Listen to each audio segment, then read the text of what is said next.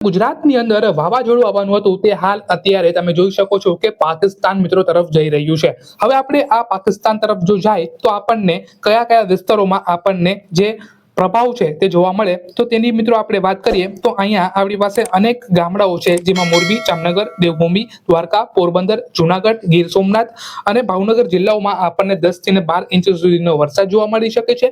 અને પવનની સ્પીડની આપણે વાત કરીએ તો 30 થી 50 ની સ્પીડમાં આપણને જે પવન છે મિત્રો એ ફૂંકાતો જોવા મળશે।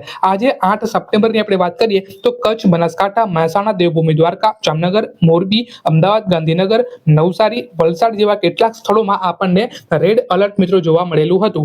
હવે આપણે ગઈકાલની વાત કરીએ 9 સપ્ટેમ્બરની વાત કરીએ તો કચ્છ, બનાસકાંઠા, પાટણ, મહેસાણા આ બધી જગ્યાએ અને ખાસ કરીને દેવભૂમિ, દ્વારકા અને જામનગર અને મોરબીમાં મિત્રો આપણને જે વરસાદ છે તે આપણને સારામાં સારો જોતો આપણને પડવા મળશે। એટલે કે 10 ઇંચ સુધીનો લગભગ મને લાગે છે કે વરસાદ આ જગ્યાએ મિત્રો આપણને પડી શકે છે। ત્યારબાદ 10 થી 16 સપ્ટેમ્બર સુધીની આપણે વાત કરીએ તો વરસાદની જે તીવ્રતા છે મિત્રો તે હવે આપણને ધીમે ધીમે ઓછી થતી જોવા મળશે। એટલે કે 10 થી 16 સપ્ટેમ્બર દરમિયાન આપણને જે અત્યારે વરસાદી માહોલ દેખાય છે તેવું માહોલ 10 થી 16 તારીખ સુધી આપણને મિત્રો નહીં જોવા મળે।